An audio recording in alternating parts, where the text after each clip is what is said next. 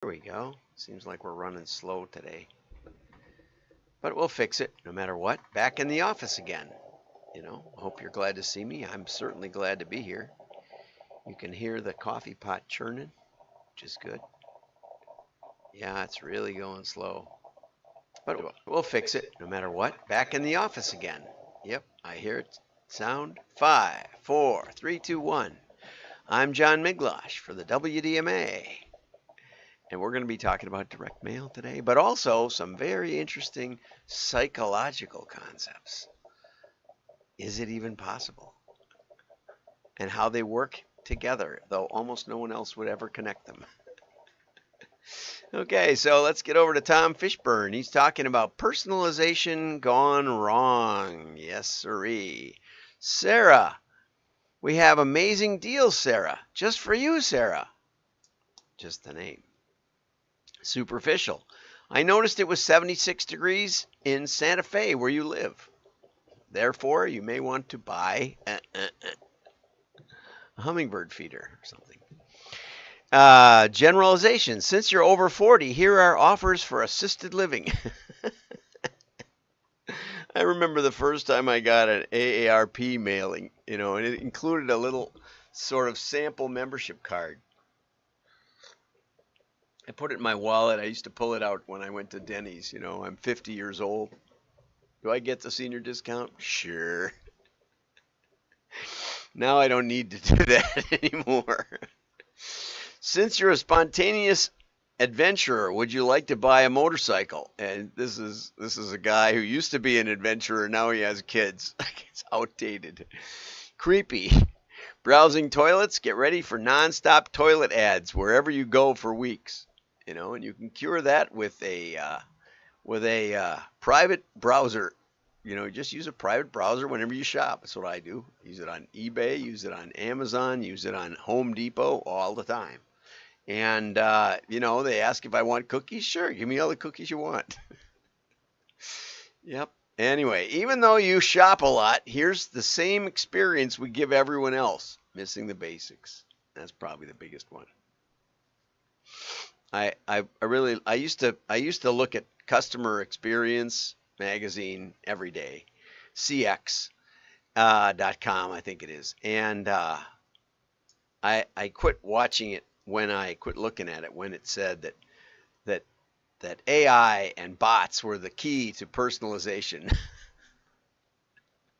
But what does Tom Fishburne have to say about it? It's really interesting. I read this to my wife. In 1970, a Japanese roboticist came up with the concept of the uncanny valley. He said in designing robots to be more human-like, he observed that people respond positively only up to a point. There's an uncanny valley. The almost human design seems creepy, and they experience revulsion. We're in an age of the uncanny valley as attempts to engineer almost human experiences is all around us, and Gen AI appears in more aspects of our lives. Personalization has long been in the uncanny valley. Marketers have always chased the holy grail of delivering, this is really important, delivering the right message to the right person at the right time. Okay? Remember, that's the goal. That's the pitch.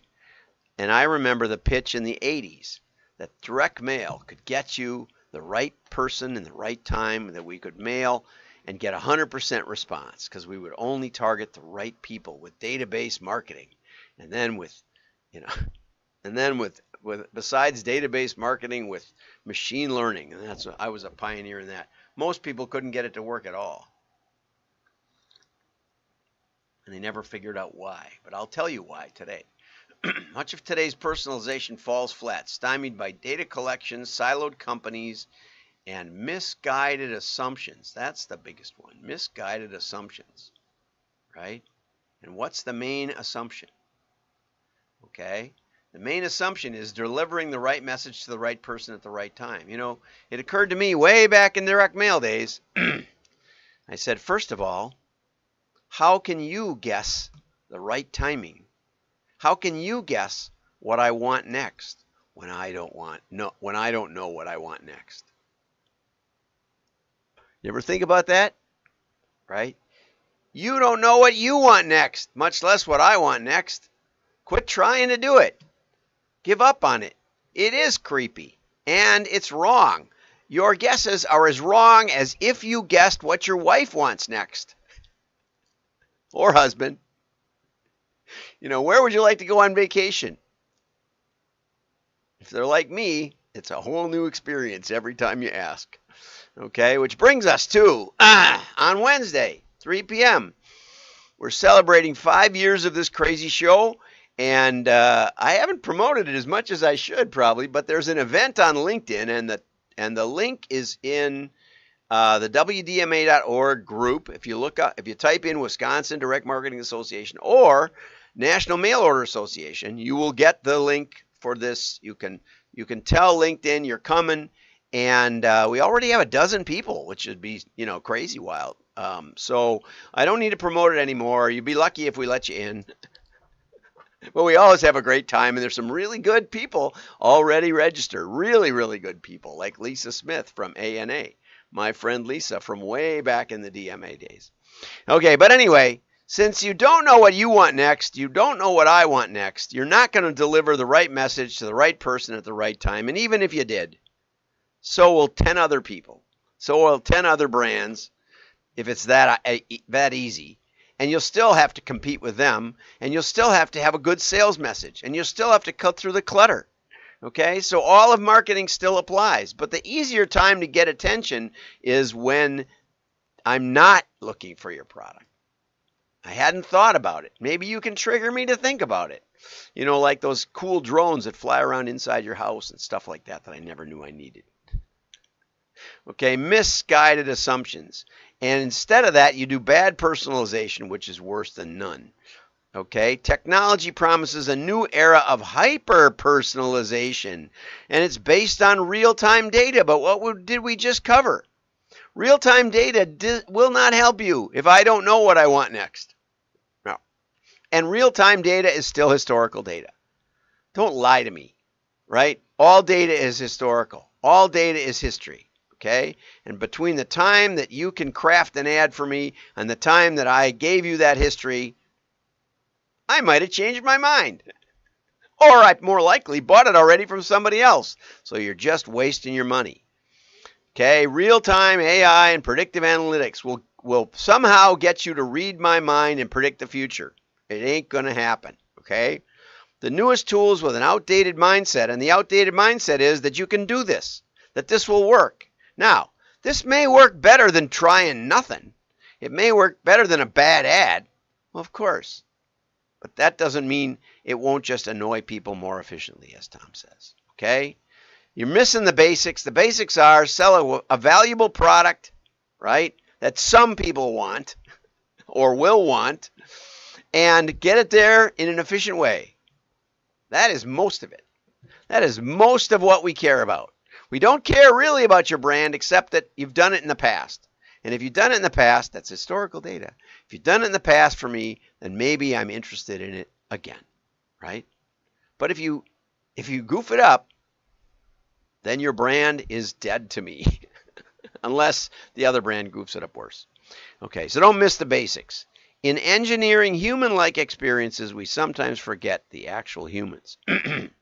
And here's some past cartoons. I'm gonna let you go get this at WDMA.org. This one I did think was funny. November 2014. Bad personalization is worse than no personalization. This brand newsletter just called me first name Virginia. That was what I got one from Chris Lyons, and it was Virginia. Maybe this is what he was referring to. In the subject line, in the email, it said, Virginia, come to our print conference or whatever. Then it says, macchiato for vagina. Oops. Anyway, it could be worse than Virginia. But he actually sent it to me, to Virginia. Maybe he handcrafted that. That's all I can figure. And there was an old direct mail ploy where you would put one address on the outside and deliberately put a different address on the inside. It was generic on the inside, but it looked like you were reading someone else's mail, and it got a really good lift if they opened it. right? It was addressed to you on the envelope, and then it went to some, and then it looked like you were getting someone else's mail, and so you read it over carefully and stuff. Anyway, let's go on. Okay, imposter syndrome, the scourge of the marketing industry or a buzzword. And this has lots of experts. From Sam Anderson, one of my favorite editors over at the Drum, and a lot of background right here. He's gone through a lot of work. But basically it says that imposter syndrome, Daniel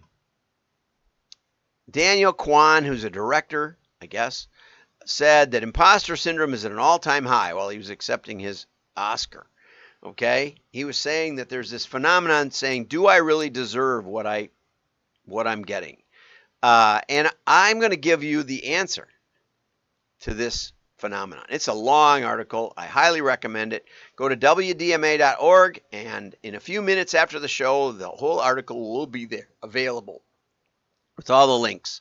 And I could just read all the people, but it's fascinating. All these ad people, Sophie Wooler, Chris Moody, Hannah Dempsey, Jeff Griffiths, Ellie Malpass.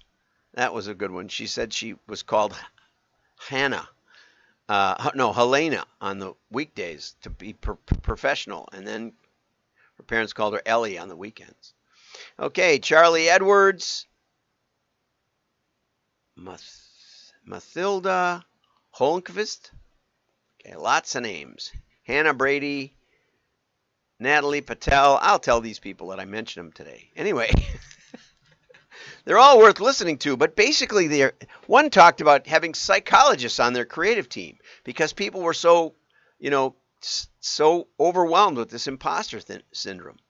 And I remember going down to Amoco Oil, and my boss had told these people there that I knew a lot about stuff, and they wanted to do a supplemental marketing program with. They had field sales and they had some regular mailings, but they weren't really promotional. They were just like informational for the gas stations. And then they also had, and then we plugged in a telecenter to call them regularly. So we were calling the smaller ones, and then they were freeing up their salespeople to call on the bigger gas stations. When I started, I was told there won't be an 80-20 in gas stations. They're all little businesses with 8 employees. But it turns out that the truck stops on I-80 were really big, and the 80-20 applied equally to gas stations as everything else I've ever checked out. Anyway, so I was so intimidated because I'd really not taken a marketing course in college. I have a master's in philosophy, though, which makes me qualified for everything except brain surgery. But I could learn that, I'm sure. Anyway, so I bought a Mont Blanc fountain pen, which I probably have laying around here someplace, or I have them at home. I have like 6 or 7. But I had this Mont Blanc fountain pen because I thought I'm going to have the best pen in the room, and I took notes with my fountain pen, and it made me feel more confident. And but later I got to be a vice president of marketing at one of my clients from the consulting firm. And I felt really bad because the accounting guy, the VP of finance or the CFO, would say, John, your numbers are off. My numbers were, and I'd predict the sales, and so we'd adjust for the inventory and, make sure we had enough whatever people on staff and all that. We're always projecting the future, figuring out the budget. And he said, you're off 5% this past year. And I was really intimidated by that. I thought, wow, man, I'm not qualified. I'm not getting it. I'm not, his numbers always come out, but mine don't. And then I learned a really big secret. And that is that accounting is piling up the past. They're putting the past into little piles so they know exactly how to make it add up. And creative accountants will make it add up. Shareholder equity at the end on your balance sheet. So they have ways of making it all look tidy. But marketing isn't doing that. Marketing is trying to guess the future. They're trying to guess what you're going to be interested in. Or more precisely, they're trying to guess who will be interested in what we have to offer. and how we can make it, enticing and alluring to people. And predicting the future is difficult or impossible. So so the main reason why I was intimidated and I felt like an imposter was because the future never quite worked out as well as I had hoped. And here's the cure: testing.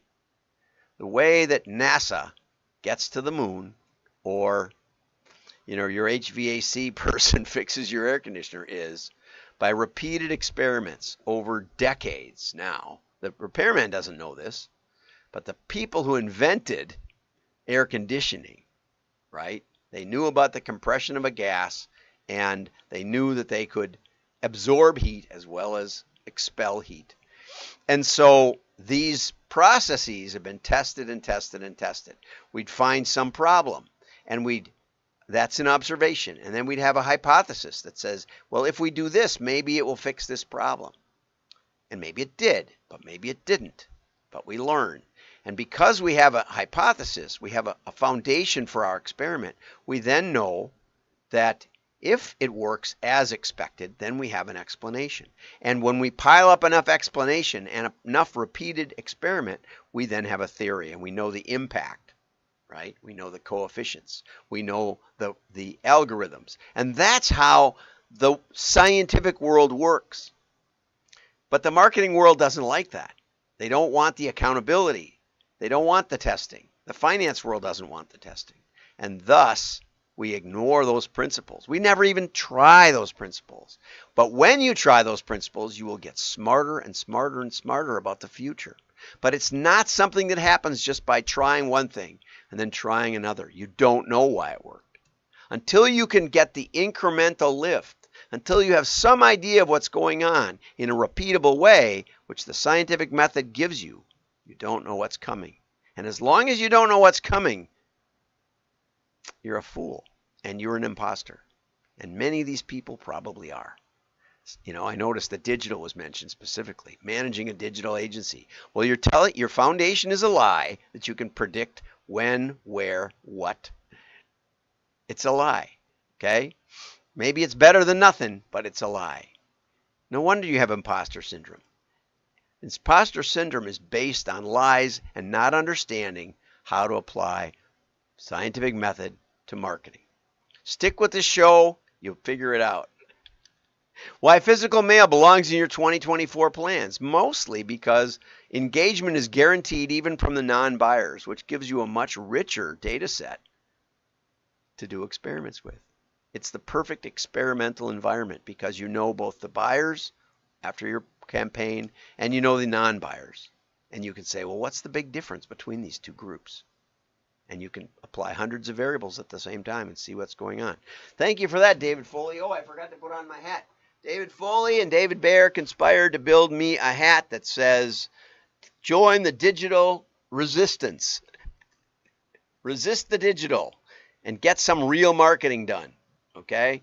It ruins my hair. I can't wear it every day, but I'm going to put it on every day probably for a while. Okay. And so David gives us an excellent synopsis of why direct mail is more exclusive than digital and email. Digital costs are rising. Tactile, direct mail is tactile. You have 10 times more receptors in your brain for touch than you do for sight. You can feel the paper, you can smell the ink. That's more tied to your memory than any other sense is smell. You can examine them at your leisure. You can dominate the whole desk from B to B when you unfold a piece. So it covers up all of their clutter that they're thinking about having to get done today. And they can have engagement, and it can have excitement, and it can lead to action. And direct mail leads to action better than any other medium. And it's also a daily routine. People like it, but the biggest rise in engagement with mail came from people aged 18 to 34. We have a consistent open rate of 80 to 90%, so it's time to get mail into your budget. Have a great day. Like and share. Hit repost. My visits or views or whatever it is on LinkedIn are way up. Thank you very much, especially Mike and David and Vinny for reposting regularly. Bye-bye.